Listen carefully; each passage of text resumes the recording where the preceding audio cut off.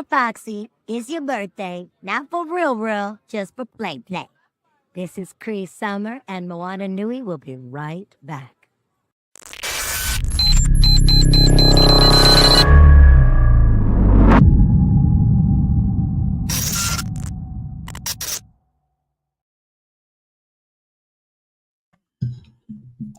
Good afternoon. Good evening, everybody.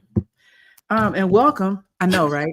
I don't know what this something wrong with my watch. Is a construct created by people who wanted to try to control me and my comings and goings.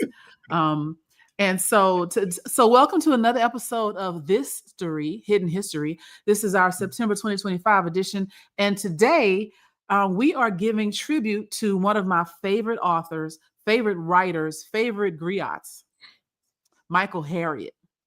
And the reason I decided to do this is we had said this month, I really wanted to highlight his book, Black AF History, because all the things that I talk about, some of the stuff that I do, I didn't get it from his book, but you absolutely can read about it. So hear me when I tell you, go out and buy a hard copy version, because they'll delete it off the internet.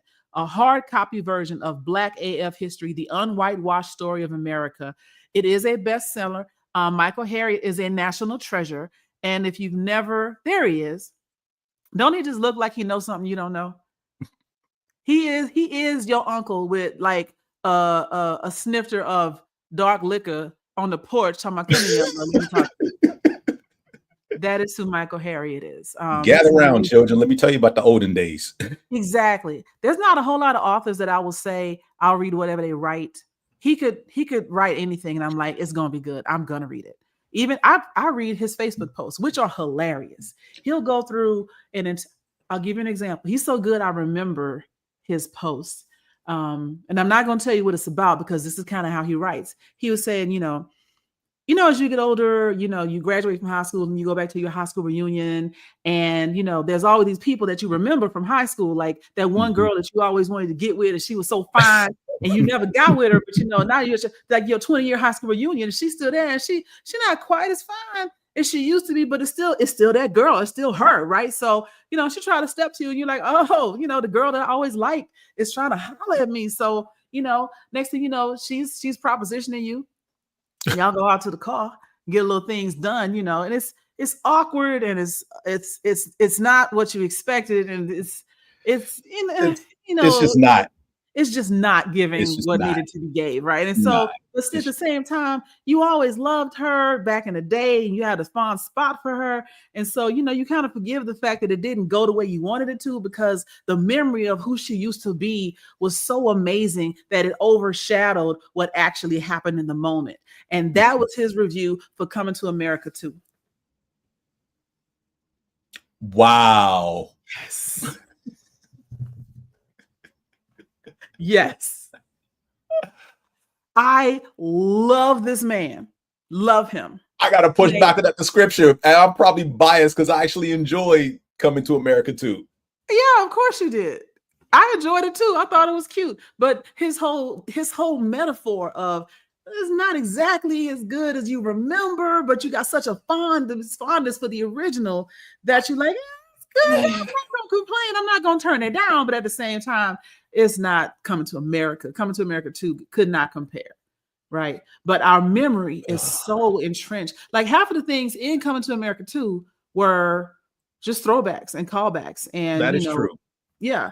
And so if you love the first one, you're going to have a soft spot for the second one. Y'all, my hair is soaking wet, so forgive me. I'm trying to look New York, and I know I don't, because I don't know what New Yorkers look like. But anyway, what we're going to do tonight. So considering the current state of affairs in the United States, I was going to pull an excerpt from his book just to show you what you're missing. But all things considered, I decided to pick one of the first stories, because people keep wondering, how did we get here? This is not the country that I know and love, and we would never, but you have over and over again. Matter of fact, that's one of the points that prevails throughout this book is this what y'all do. Don't act like it ain't what you do, because it's what you do, right? And so not a lot of people understand how the transatlantic slave trade got started. As a matter of fact, I've read the 1619 Project, and I've often told people that Black AF history is like if your uncle read the 1619 Project and then got high and tried to tell you about it. Fair enough. Right. But it's more entertaining. I actually learned things from Michael Harriot that I vaguely remember being referenced, or I read somewhere online during my own studies, or I got from Dr. Joy Degree. Like there's bits and pieces from all over because he's done his research. The book is annotated to hell and back. But I'm going to read to you, and I hope that I don't get, in trouble for this because I'm trying to promote his book. I'm not making a dime off of this. I want y'all to go and read this book. But one of the first chapters is like how slavery got started. And so there's entire books about the history of like European religion, going back to how the Europeans turned the African continent into like a factory of raw human material. And so this is how he talks, but I want to skip through and say, the African trade that formed the foundation of America's color-based social hierarchy, it started at church, the church. After a little-known woodworker named Jesus died, Christianity became trending in Europe.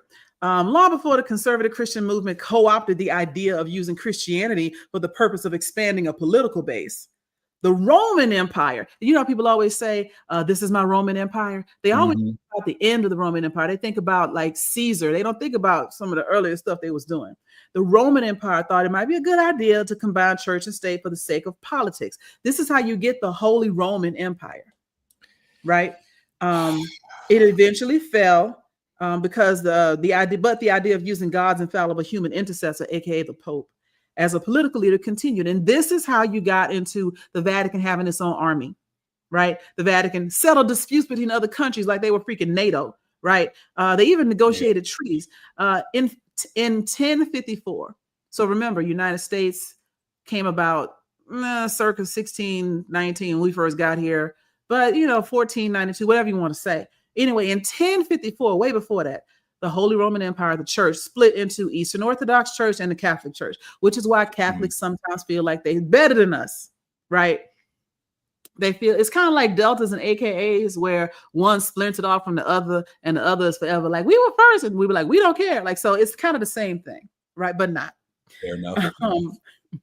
But here, for the story, all you need to know is that since 7-Eleven, nothing to do with the convenience store, right? But since the year 7-Eleven, right? So think about this: 7-Eleven, we on 3 digits, we're now 4 digits. North African and Arab Muslims known as Moors. We know about the Moors going into Spain and Portugal. They control different parts of Al-Andalus, which is the Iberian Peninsula, which is Spain and Portugal. That's why if you go to Spain right now and you go to the right places, everybody look like me. Yes. And it's not given like Liz kind of giving Puerto Rican, but that mix of early Spanish blood, African blood tends to give this. And maybe the nose is a little keener, maybe the jawline is different, the hair is definitely different, but yeah, it's all olive skinned and all of that, right? But anyway, they control different parts of the Iberian Peninsula, which is home to the countries we know as Spain and Portugal. To get control of their respective homelands, the Spanish and the Portuguese nobles assured the Pope that the Latin Church was seeing an increase in tithes and offerings. Now, here we're talking about money. The history of church money goes way back, well before nonprofits in the United States, right? So capitalism ain't new. Capitalism ain't new, and greed is in the Bible. So it is what it is, right? But they told the Latin Church they would see an increase in tithes and offerings if the church supported their reconquista, which is reclaim, reconquer. They were like, if you support us in kicking the Moors out of Spain and Portugal, we'll give you more tithes and offering. We'll be all about the Roman Empire, right? The papacy jumped at the chance to expand its territory and get some money. And so now that was 7-Eleven. Well, that was since 7-Eleven. Now we're in 1123. So it was years. It was years that they were trying to get the Moors out. Centuries. Centuries. Yeah. 1123, Pope Calixtus proclaimed that the Reconquista was part of the Crusades. Now, if you know anything about the Crusades, you know that all of that was land grab and spices and money and trade. It was really about controlling territory, controlling trade routes. Because before planes, trains, and automobiles, you had to go down this one road, right? But they would. Where was I? Yes, they made the Reconquista part of the Crusades, which was a series of religious wars to control Holy Land and make non-Christians disappear. I love the way he wrote that, because a lot of people want to believe, the way we tend to rewrite history, that the Crusades was all about saving souls and fighting for the motherland and the homeland and the Holy Land and everything else. It was making non-Christians disappear. It was a definite cleansing, or a religious cleansing, if you will. We want this, and we don't want nobody else here. So crusade. It was a holy war. We talk noise about Muslims doing that, but Christians did it too, and they did it for a long time. So did it first. And did it first. Now, to get control of their homelands, they assure them, blah blah blah blah blah. So during this conflict between Christian and Islamic kingdoms, the Africans, Eastern Europeans, so you think Greece, Turkey, blah, blah, blah, blah, and Asians were all subject to various forms of servitude.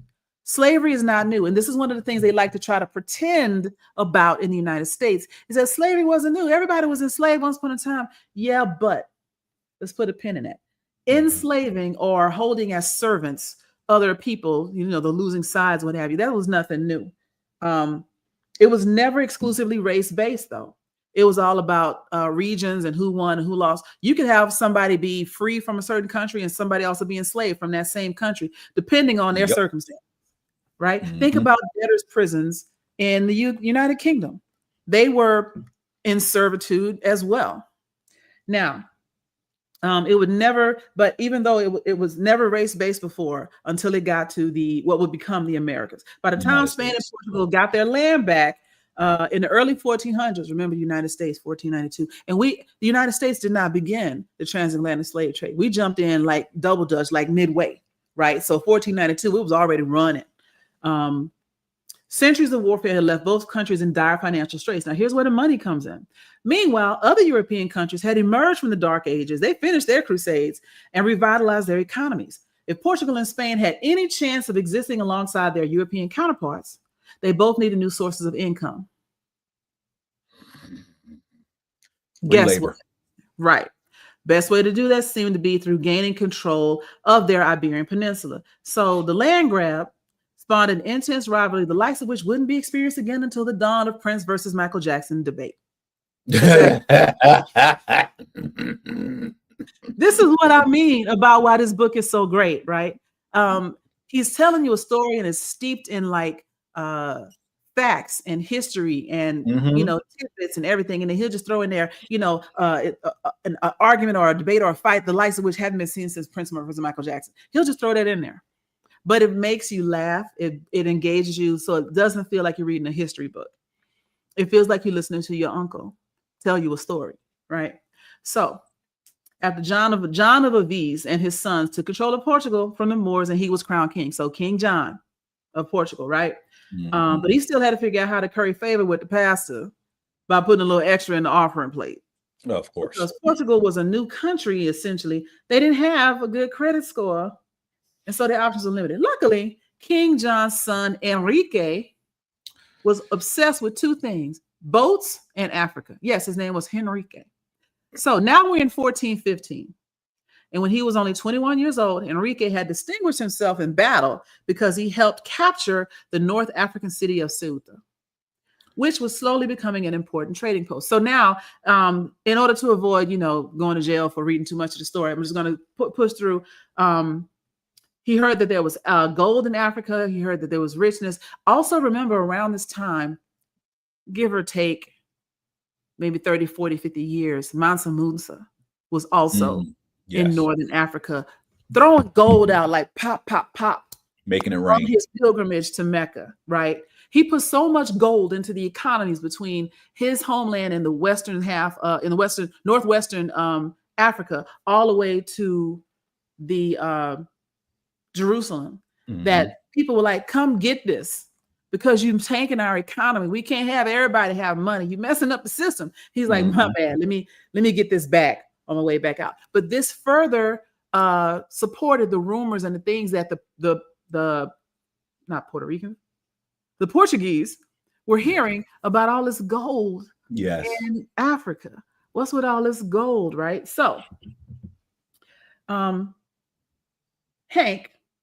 Henrique, we're gonna call him Hank. He wasn't even thinking about the slave trade at this time. He just had a simpler idea: just go into the territory and steal gold and come back. I mean, this quick way to make money is rob a bank, right? Let's do that. So he was trying to rob a bank, and he's like, "We'll just take this land from these African savages," because all he'd ever heard was that there's monsters and savages down there. Now, here's the thing: a lot of European sailors could not make it down below the Saharan desert coastline because their ships kept getting destroyed, which is how the rumors of like monsters, like, if you see an old maps and go, here be monsters, it wasn't monsters, although it may have been a whale penis. That's a story for a different time. If you don't follow, Najaye, I forget his first name. Wait a minute. Where's my book? Oh my gosh, another book. Book. Oh, it's not over here. He wrote the book, 100 Animals That Could Effing Kill You. Yes. The little microphone is always, yes. So he talked about the fact that the Loch Ness monster was probably a whale penis. Yes. And whale penises are, they 10 feet long, and they'll just sling across the deck of a ship. And, the monster's like, hey, girl, let me holler. And the people on the ship are like, they're cracking. Trying to get it cracking is what he was. But so these ideas of monsters everywhere, because they could never sail a ship below this line. Now, what else could it be but a saber-toothed leviathan? Undeterred from the monster rumors, Enrique sailed off to figure out where the Africans trading in the North African province of Ceuta were getting all this gold. Where are you getting this gold from? I want to know. I want to get some. Time and again, he failed on his mission to make it there. Now, how was Portugal going to get satisfy Europe's most vital institution, the Catholic Church? It always goes back to money and the church. But it gets deeper. I'm going to try and hurry up here. If he didn't have no gold, what was he going to do? He had to have something. So then he got a bright idea: cultural appropriation. For centuries, African Coptic sailors have been sailing in smaller boats called lateens with triangular sails instead of those big square sails that European ships had. Enrique asked one of his African servants, captured during the Reconquista, how to build these ships and avoid the sea beasts. After the servant laughed for about 45 minutes at his captor's belief that a gang of oceanic gremlins was out there taking down ships, he informed him that the sea thugs weren't killing white people. It was the wind, specifically the trade winds. So when you hear about trade winds and you think about all the maps and things that were created, black people did that. We're the ones that figured out. Matter of fact, there's plenty of evidence. I don't have it on me right now, but there's plenty of evidence to show that folks from Central and West Africa sailed to South America and Central America way before Columbus did, right? Because they understood the trade winds. And so drawing new maps instead of just having land and having swirling currents and winds on it so you understand how to get around all that stuff, this is how they ended up getting down below the Saharan desert coastline. By the time Enrique was put in charge of the Portuguese version of the Knights Templar, he was appointed Grand Master. That name, why is it always Grand Master? Right. He was appointed Grand Master of the Military Order of Christ on May 25th, 1420. So we're getting very close to when, when the United States start figuring out the history starts, right? Because we figure like it don't start till we show up. He had taught, but by the time he was appointed Grand Master in 1420, he had already taught a whole generation of Portuguese sailors how to go through these currents on the ocean. So now Portuguese is a seafaring powerhouse built off the knowledge of an African servant. So whenever you hear people talking about, the Portuguese are so great at sailing, blah, blah, blah, and they were good at this, were they though? Were they really? Like I said, cultural appropriation knows no bounds. Matter of fact, Enrique, the son of King John that was doing all of this, he became, wait for it, Henry the Navigator. Now we've heard of Henry the Navigator because they teach that in world history in American schools. They don't teach you about the servant that helped him get this name. They just teach you that he is Henry the Navigator, the first person to figure out how to trade winds and blah, blah, blah. He wasn't the first person. They have been doing that for centuries. Somebody just they let him in on it. This will happen when you invite people to the cookout. Look at this face. He just looked tired. but this is Prince Henry the Navigator, also known as Enrique. Right. Mm-hmm. Now, so in 1441, Prince Henry the Navigator, sent 2 knights, Nuno Tristão and Antão Gonçalves. So we got Tristão and Gonçalves. He sent them off in a late model, I love this, late model Portuguese ships to explore Africa and see what they could find. And while they were filling their boat, they came across a naked African and his Berber female servant, the first native Africans that Gonçalves had ever seen in his 20 years of exploration. So, of course, what do you do when you come across people you've never seen before? You kidnap them. Because that's logical, right? That's rational. You kidnap them. And so when Gonçalves met up with Tristão's boat, they decided to see if Tristão's African servant, who just happened to be with them, could interpret what the unclothed persons were saying. The captured African basically told his kidnappers that he wouldn't be driving a camel if he knew where to find gold. Can you imagine somebody rolling up? Like, can you imagine like space aliens rolling up on New York and just picking up Tyrone Biggums, right?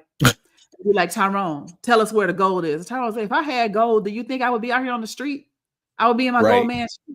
Why do you think I know anything? And it was so ridiculous to think that just anybody walking down the street or walking on the beach would notice. He was naked.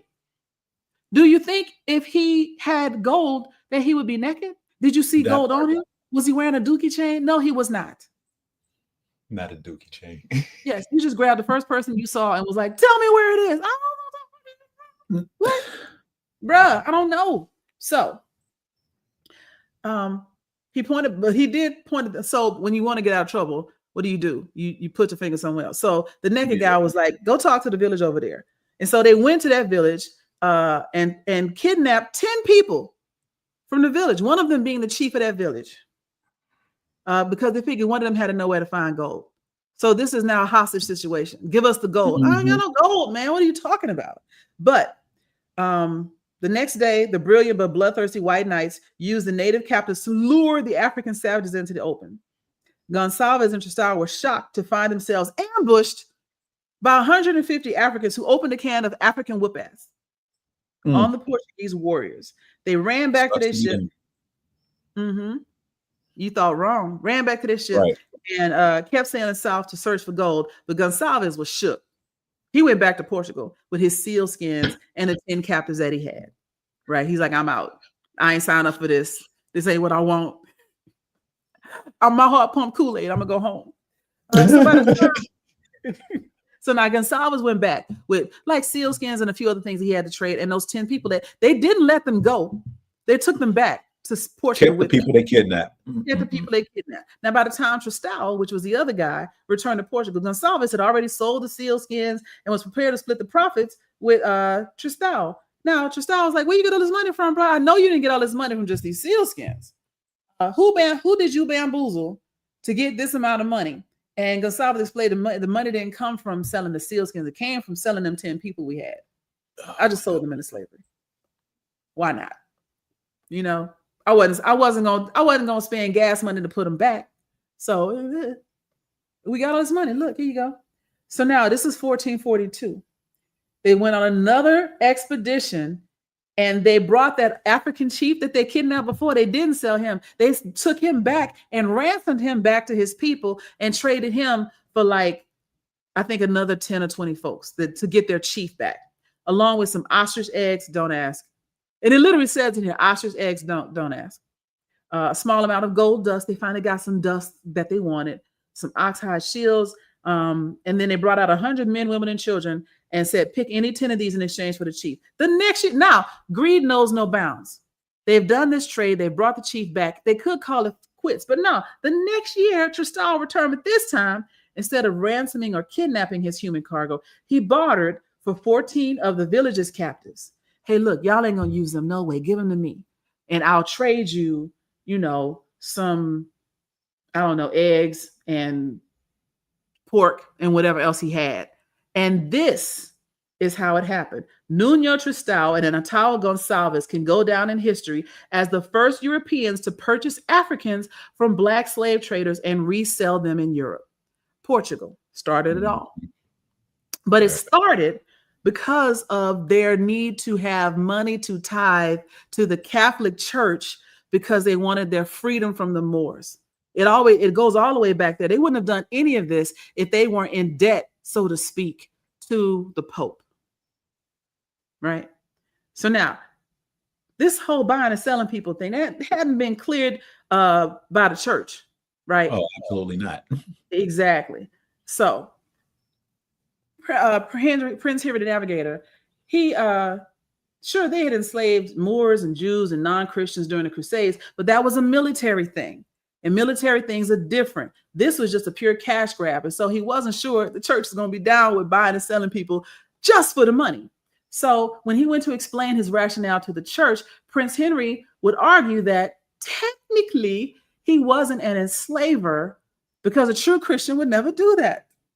Right? Instead, he allowed Portuguese missionaries to save Africans by converting them to Christianity. And the Pope was like, whatever, that sounds good, do it. So by 1446, more than 30 Portuguese ships had filed applications with Prince Henry for people stealing licenses. You had a license to steal. By 1455, Pope Nicholas V granted Henry a monopoly on the African human market as long as they baptized the cargo.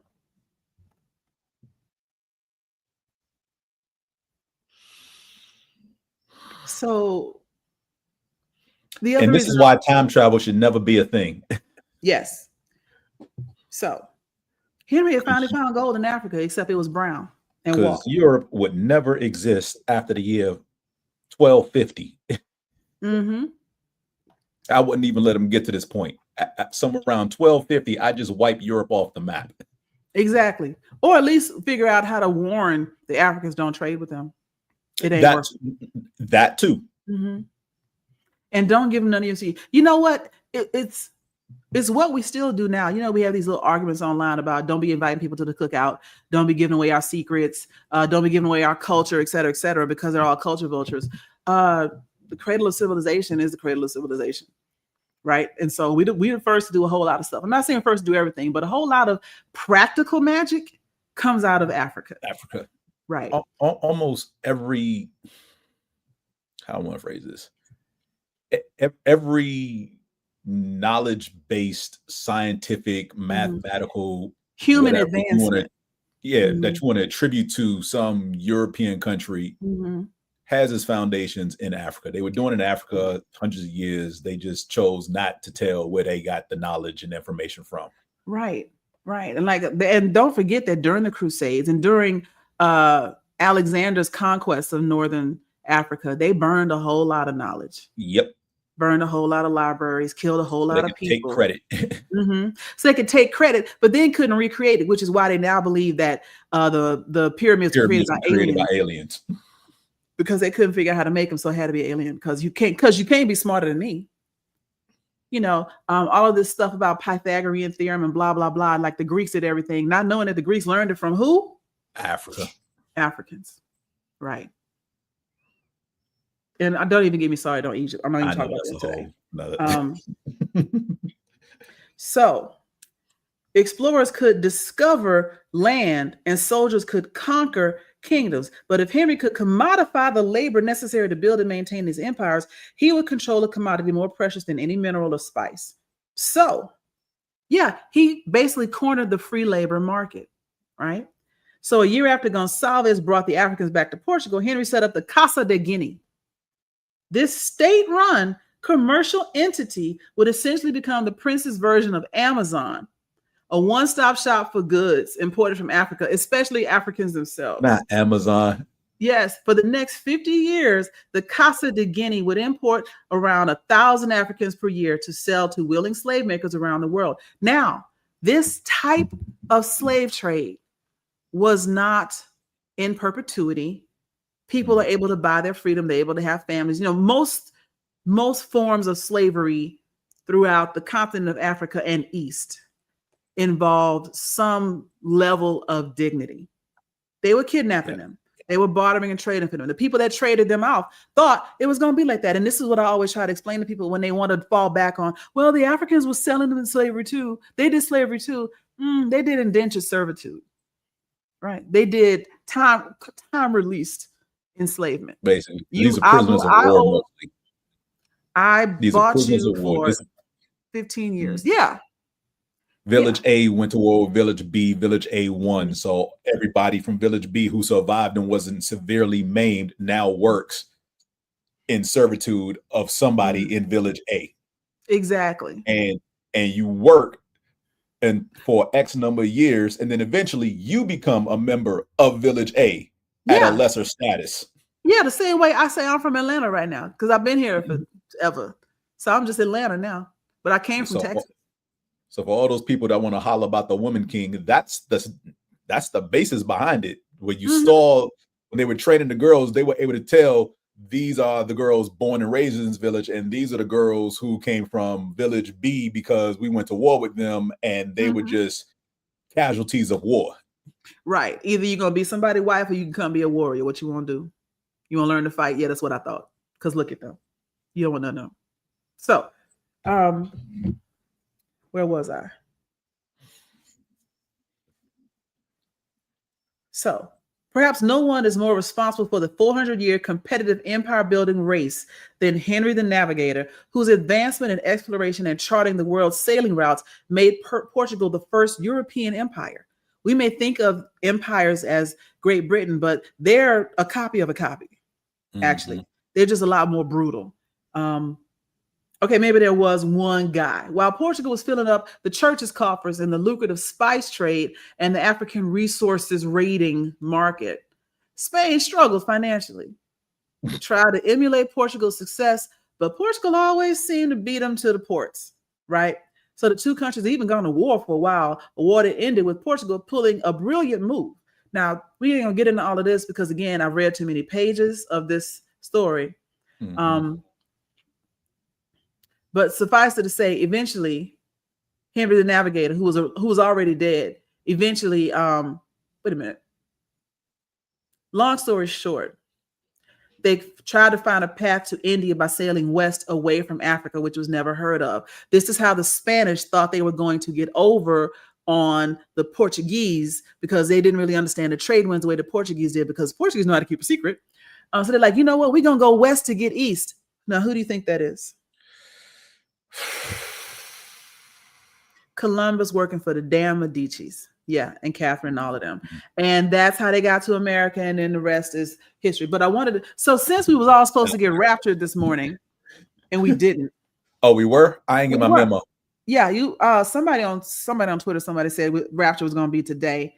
I have not gotten raptured yet. I don't know if I will, because I mean I'm still here. Yeah, I'm still here. But I don't also see no giant monsters outside, like this is the end. Right. People ain't floating up in the sky yet. This is the End was a horrible movie, but it was great. So poignant in this moment. But since people want to believe these religious things, I wanted to share this story today because it talks about the creation of the transatlantic slave trade. Now, in its first iteration, it was not permanent slavery. It was similar to the slave trade that you saw around the rest of the world. Here's some people I stole. I'm going to sell them to you for 100% profit. And I'm going to go back and steal some more. I will trade you some guns, so whatever, so you can beat your enemies and then give me your enemies, when you're done. And that was lucrative for everybody involved except the slaves for a long time. It wasn't until, in the state of Virginia, everybody that helped found the state of Virginia and owned slaves in Virginia, I know they all burning right now, them and a few other people. But the state of Virginia, there was a white guy and a black guy. A white guy was indentured servant. I want to say he was Irish, maybe, and a slave, enslaved African. They both escaped from a plantation in Virginia. They were caught. The white guy was beaten and given an additional 7 years of servitude. The black guy was whipped, note the difference, and commanded into eternal servitude. He was going to be a slave for the rest of his life. He did not get the same treatment as the Irish guy.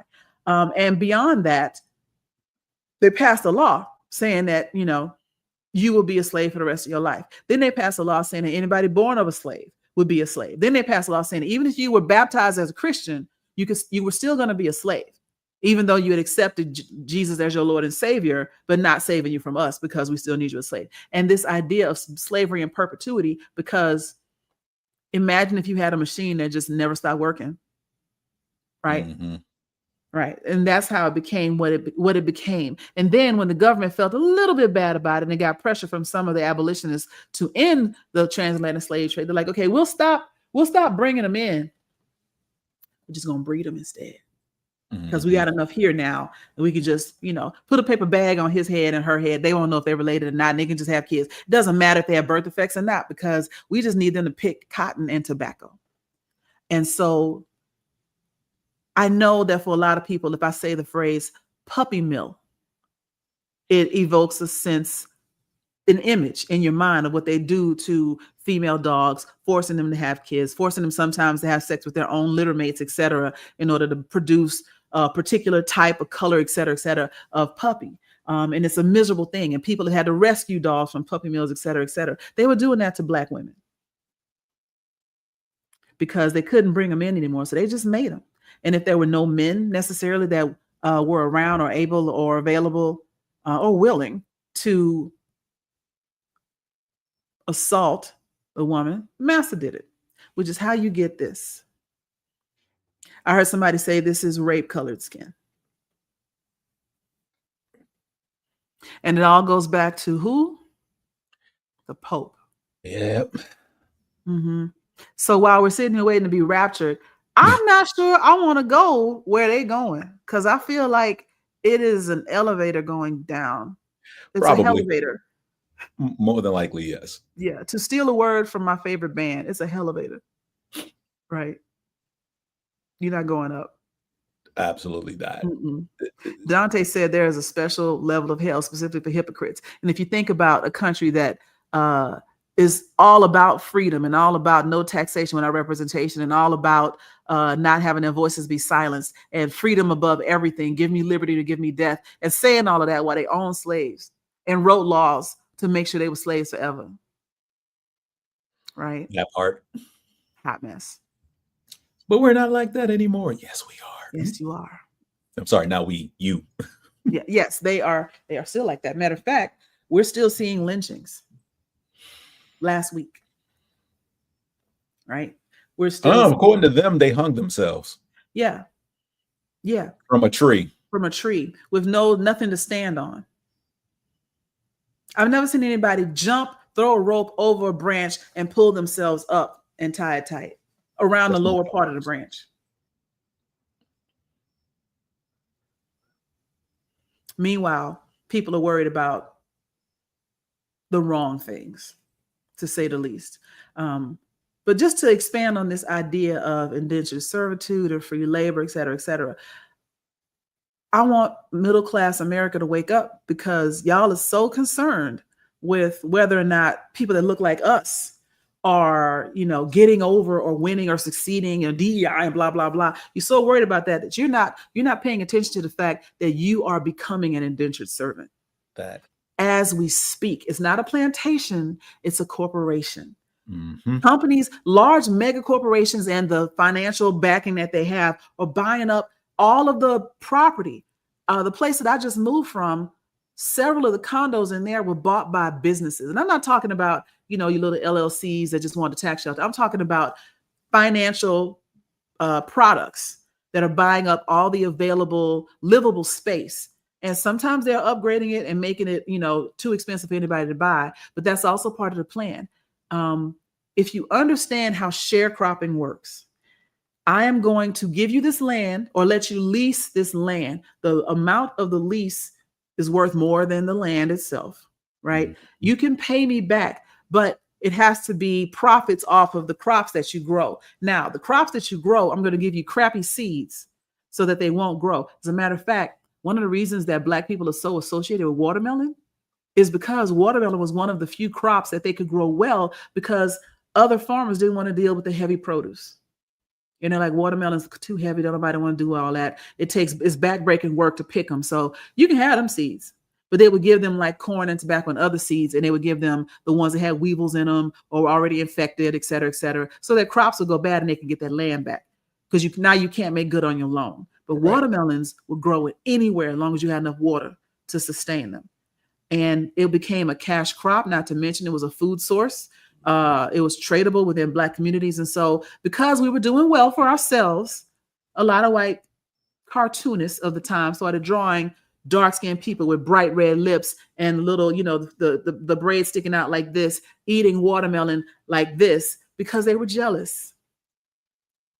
And during the time, respectability was everything. And so people wanted to be taken seriously, wanted to maybe get a good job at Sears Roebuck store or something like that. So they stopped eating watermelon and started to distance themselves from that stereotype because they were being made fun of. It was bullying on a national level. Absolutely. Right.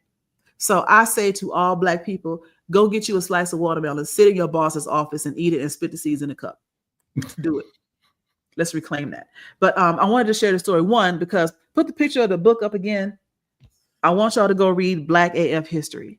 I want you to watch my podcast as well. But today I really felt like since we didn't get raptured, I wanted y'all to understand why so many people are feeling disillusioned with the church, because look at what they try to do. And you can't see it on here, but all the little like red things that are written, he writes out, petty, so a drug smuggler, human trafficker, thief, because these are our founding fathers.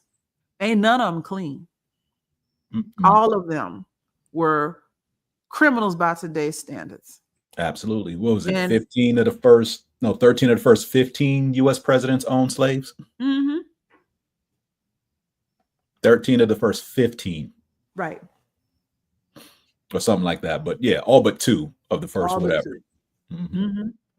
And get the book. Read it for yourself. It's hilarious. I was paraphrasing, like I said, because I didn't want to get in trouble for reading too much of it. But I want y'all to understand Michael Harriot is an excellent writer. And if you really wanted to share, especially as they're trying to erase our history, if you really wanted to share a compendium of the story of what it means to be Black in the United States with your friends, colleagues, nephews, nieces, grandchildren, etc., it's appropriate for anybody, teenager and up. Absolutely. Right. There's not a whole lot of heavy words. There's not a whole lot of cursing or anything in it. All of the stories, for the most part, are PG-13. So yeah, pick up the book. Pick up a hard copy of the book. So if they take the digital copy down, you still have it. We are at a moment in this country where the history of the country is in jeopardy of being erased and rewritten again. To sanitize the same way the Crusades were sanitized as, fighting for God, for peace, and to visit the Holy Land. No, it was about trade wars. I will share this briefly. I was raised Catholic. From kindergarten to 12th grade, I was in a Catholic school. Wow. Not once went to a public school ever. I'm talking about my kindergarten school was called Holy Comforter. 1st and 2nd grade, St. Benedict the Moor. 3rd through 6th, St. Francis de Sales. And 7th through 12th was St. John the Baptist de La Salle. Those are the 4 schools I went to from kindergarten to 12th grade. All right. Religion. How many saints do y'all have? That's a story for another time. But I say all that to say that being in church every week, being in Catholic school, basically I have Catholicism in my face 6 days a week. Sundays at church, 5 days a week at school. I don't like when people want to, talk about life and then want to claim to be about God or God-fearing and want to throw the Bible, because I am very quick to just shut them down. I'm like, as someone who's been in Catholic school for the first 18 years of their life, I know more about the Bible than you do. And I haven't read the Bible in over 30 years.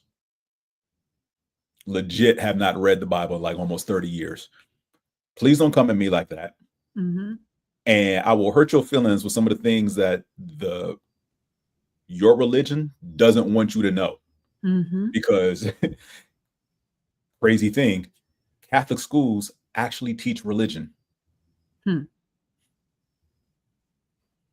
Funny. And not religious dogma. I mean, some of it's dogma, but you get the right teacher, they'll actually teach not from the book, but from a source that's in a library, you know, that place where certain individuals don't want you to find out stuff. Right. Yeah. So you want the truth? Go to a library, find the actual book. And that's what a lot of my religion teachers did. They didn't, a lot of them did not teach from the assigned text. They would pull and scan stuff from various books in the actual library. My high school had a library inside of it. Big high school, could be like a small college campus. So tons of books in there that they would just be like, yeah, go read this book, go read this book, go read this book. That's what my religion teachers would do on a high school level. And we did. Yeah. I've actually told people about the Crusades and seen their jaw drop. I'm like, never talk to me about religion again. The way you want to use it. And because I'm like, as you've stated earlier, if you haven't picked up on it, religion is always weaponized by those empowered to make those of a deemed lesser status feel even more inferior. Right. And to scare them into doing something. Yeah. Absolutely. We're seeing that right now. People scared into doing things that they know are not in their best interest, but they're trying to keep the peace, which really just means keep your mouth shut and let me do what I want to do. But as we saw, even in the story that Michael Harriot was telling, you know, you stole our chief, you brought him back, we ransomed him off, we gave you 10 more people in exchange for the chief, and we thought we were done with it. And here you come again next year, wanting more. They are literally give you an inch to take a mile. That's exactly what they do. And my whole thing is, at this point, I don't want to keep the peace. I like upsetting the balance. I even did this at work. I don't want peace. I want violence always. Violence. This is how much I wanted violence at my job. We would get a survey every month about leadership at the company. Now, mind you, remember I told you about 3 months ago, I got a new supervisor. His predecessor, who I had for 2.5 years, which is 3 years too long. Yeah, I know. I have a math degree. I exactly said that. I meant what I said. I've been dragging him for filth in these surveys by name for the last 12 months that he was my supervisor. And not only dragging him, but dragging his boss as well. I was legit putting their names in these surveys and saying how trash they were because I wanted people on the upper executive level to see this. And I did this for 2 reasons. 1, I knew it was anonymous. 2, I truly didn't care because I actually told my supervisor he was trash. In a side-by-side. When he told me not to do something that was within my job description, I was like, why would I not do that when the information I'm looking for is right there? I digress. I had an executive VP actually reach out. Hey, if you had a moment, I'd like to talk to you. And I did. The first time that they asked, I talked to them last summer. And I told them, my current supervisor is an idiot. I'm not sure why y'all hired somebody who has no idea what we're doing to oversee what we're doing. Right? Joy, you know how to cook, right? But at any point, would you be running a chef of a 5-star? Would you be running the kitchen of a 5-star restaurant? No. Okay. So just because you know how to cook doesn't mean you can be a chef. Right. Apparently, corporate America doesn't get that. And they would just hire people off ideas because, oh, we need a new direction and this person can motivate. Nah. They hire with complete disrespect for the individual contributors. Absolutely. Doesn't matter what you do. Whatever you do is simple and anybody can come and layer over whatever they learned in business school to do whatever it is you're doing because it's simple. Point of contention 1, this dude did not understand what we did on a day-to-day basis. Point of contention 2, he did not know how to talk to us as a group or as individuals. Half this team, forget liking this dude. There were several members on this team that if he was actually here in Atlanta, were willing to take an assault charge. It's on site. On site, Brad. To take an assault charge. He's actually come down here to visit 3 times. All 3 times I've looked at him in his face and only said hello. We're not having a conversation. We're not friends. Don't be cordial to me. I am working right now. Let's not be fake. I hate you. Yeah. Walk away. But we're not going to get too deep into the but yes, be a disruptor. I say all that to say that At some point, they got it. They reassigned him somewhere else. At some point. Yeah, but he's still reassigned. He's still reassigned into He's not fired. He didn't take a pay cut. He's still making money, just not in front of making money on a team doing something he don't know how to do. But going back to my point about indentured servitude. So the reason I chose that story today is, one, again, love Michael Harriot. Two, we didn't get raptured. So the church clearly is not doing what they're supposed to be doing. Maybe tomorrow. Maybe tomorrow. And three, that whole beginning of slavery, how it got there. I've told people oftentimes there's a reason we call it missionary position, because you had these missionaries coming down to these savage areas and always tasting the local food. Yep. If you know what I mean. And because they were not creative, they had one way to do it. Just lay there. Or maybe they held them down or whatever. But yeah, missionary position is called that for a reason. That's the position the missionaries use. Right? Because any Black woman would tell you that hitting from the back is better. Like, why would you even bother with missionary position? It's uncomfortable. Now you compressing my chest. I gotta hold my legs up. My thighs are getting tired. Yeah. Instead, we can just bend over this log and get it going. Like, why wouldn't I do it that way? Right? Oh my gosh, the quickie and centers. That was real. Easy access, baby. This was skirts are fuck.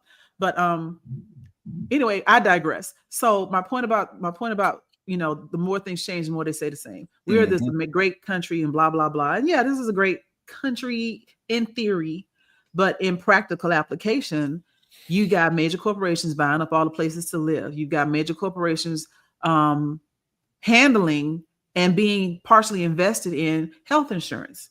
And they're helping to subsidize farms, et cetera, et cetera. So major corporations are going to own you body and soul, and they're going to create systems where you can never get ahead of your debt. And that's all a sharecropping is. It's indentured servitude. You are never, just the same way, like you mentioned in centers, that they gave like plantation dollars to people that you can only spend back on the plantation. Some of y'all got credits right now with your company and then realize what you're really doing. They didn't give you a bonus. They didn't give you cash money dollars. They gave you, corporation chips. Yep. Here's a $200. Your bonus is a $200 credit at the company store, which you either don't use or you get something you really didn't need in the first place. But eventually they'll say, you know what? We have a grocery store. Why don't you use your company credits at the grocery store that we provided for you? You know what? If you move into the housing bill that we have, you'll get a cheaper interest rate than anywhere else in the country. We're helping you. And what they're doing is they're locking you down. And this is happening to good white folks. Like, a lot of people like to think that not getting out of debt is a poor people problem or a Black people problem or a people of color problem. It is anybody but the 1%ers problem. A lot of people living check to check. I know folks that make good mid six figures that are still trying to make ends meet. Maybe not, granted, the ends that they're putting together are a little more gilded than others, but still, if you need to make over $150,000 a year just to live comfortably, then the country is wrong, not the person, right?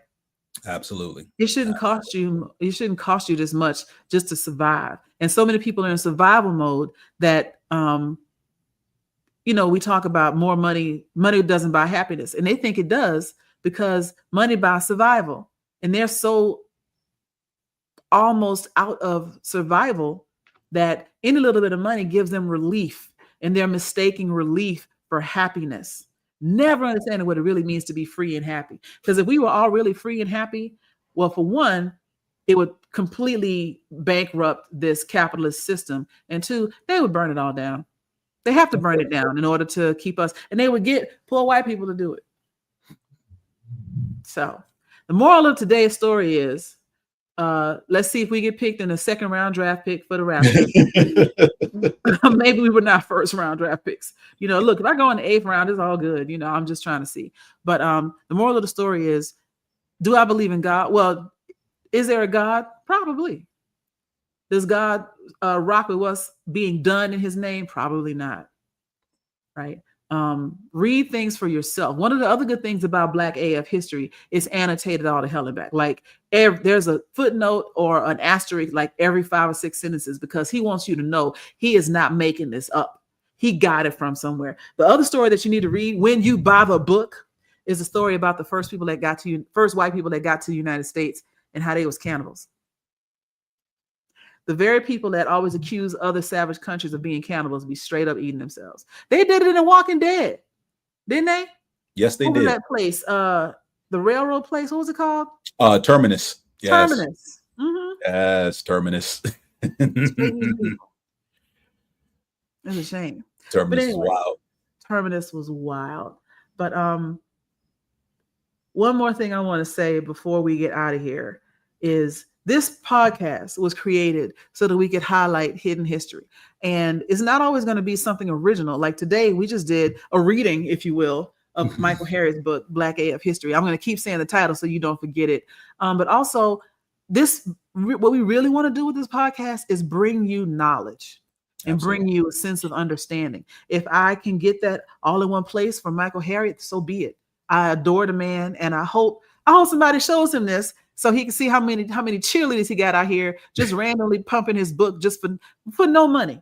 I already bought the book. It's not like he can give it to me for free, because I bought it digitally and I bought it hard copy because I changed my mind after I got the hard copy. I was like, it's heavy, and so I would have bought the digital copy too.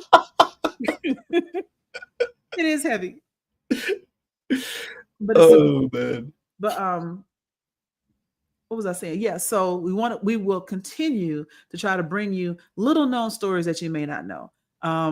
Another great place to get information if you want to watch something with a little bit higher production value, Drunk History. I like that show because it tells you the truth in the funniest way possible. It does. And sometimes telling a story without all of the trappings of academia, which is going to make it so boring. It does. Let somebody get drunk and then try to tell you the story. It's just better. It's just a better story, right? But we'll be back next month with another episode of THIStory. And until then, I hope that all of you read for yourselves. I think that's another thing. Speaking to like James and his high school and middle school experiences, don't trust the internet, because the internet will tell you what you want to hear. The internet is the ultimate F-boy. It's only going to tell you what he wants to hear to get what he wants out of you, which is money. Gaslight you all to hell and back. So stay off the internet. Buy and read books that are peer reviewed, that are scientifically proven, that are printed, right? Because that's a big part of it too. Absolutely. Trust but verify. And if the 1619 Project was too heavy for you and post-traumatic slave syndrome made you cry like it made me cry, I had to stop reading that book 3 or 4 times. But Dr. Joy Degree is one of my personal heroes as well. If The Fire Next Time was too esoteric for you, Black AF History, that is your entryway into really understanding exactly how crazy this country has been and continues to be. And I think it's a great way to understand where we're headed. So pick the book up. Yes. I mean, if you can't see where we headed, then I can't help you right now, because it's blatantly obvious. It's not blatantly obvious to someone that is looking the other way. Head in the sand. Yeah, I know. Mm-hmm. Mm-hmm. We're trying to help you. I don't want to help them. Look, I'm not trying to help them individually. I'm trying to help them realize what they're getting into. But like I said, the stove is hot. That is my allegory for the year. The stove is hot. I told you the stove is hot. If you touch it, that's on you. And I'm not going to help you. Yeah. FAFO. FAFO. Or as our parents told us way back when, hard head make for soft behind. So yep. Let them find out. Mm-hmm. Go on in. Stove is hot. We'll see you next time. Thank y'all for watching. I appreciate everyone that was here with us tonight. I hope you got something out of this. I hope you've heard, interesting story. I cannot overstate the connection between organized religion controlled by people that want to be powerful and the atrocities that happen around the world. If there is a rapture, it's a whole lot of white collared, clergy collared people. They're going to have a whole lot to answer for. The church didn't start not being ish. The church has pretty much almost always not been ish. Mm-hmm. From Matter day of fact, one. if you go back and read the Bible, the disciples wasn't ish neither. Think about it. Who was it? Peter that denied Jesus 3 times before the cock crowed? Mm-hmm. Think about that. Now, you've seen this man walk on water. You've seen him feed 5,000 people with fish sandwiches. Right? You've seen him do all these amazing things. And then somebody's raise like, hey, Lazarus from the dead. Rock with Jesus. No, I don't know him. I don't know him. Look, I'm telling you, I don't know him. All right, Peter. And wasn't Peter the first pope?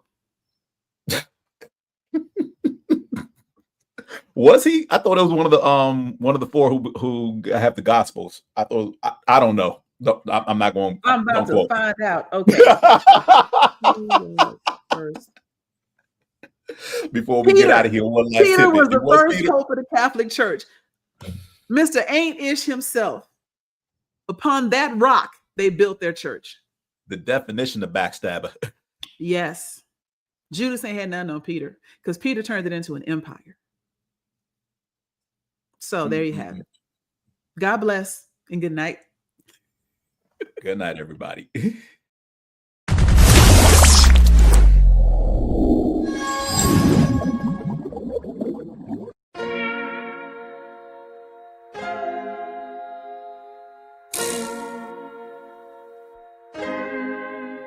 So many stories left to tell, even if we have to ourselves. Can't keep history on the shelf. If they won't tell it, we will. If this the land of the free, was a freedom then, when they annexed Hawaii and called it Seagull lands, without any type of payment and no signing off. Called themselves the Republic in 1894.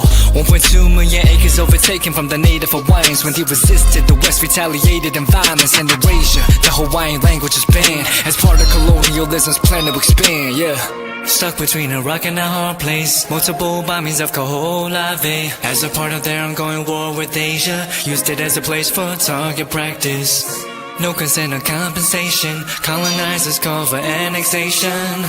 No regard for all the locals. School will never let you know. So many stories left to tell, even if we have to ourselves. Can keep history on the shelf. If they won't tell it, we will. Too many stories left to tell, even if we have to ourselves. Can keep history on the shelf. If they won't tell it, we will. We will. So if you put Hawaii into perspective, well, Black and Asian history is interconnected. Considering the fight with the Pacific, then of course versus Asia, they was treated as a middleman for war, but didn't let the Western colorism run its course. Cause dark skin was a sign of dignity to core. The land was taken in the name of capitalism, when prior to it was an actual kingdom. Clap back at the system. Stuck between a rock and a hard place. Multiple bombings of Kaho'olawe as a part of their ongoing war with Asia. Used it as a place for target practice.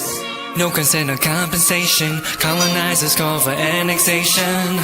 No regard for all the locals. School will never let you know. So many stories left to tell, even if we have to ourselves. Can keep history on the shelf. If they won't tell it, we will. Too many stories left to tell, even if we have to ourselves. Can keep history on the shelf. If they won't tell it, we will. So many stories left to tell, even if we have to ourselves. Can keep history on the shelf. If they won't tell it, we will. Too many stories left to tell, even if we have to ourselves. Can keep history on the shelf. If they won't tell it, we will. We will.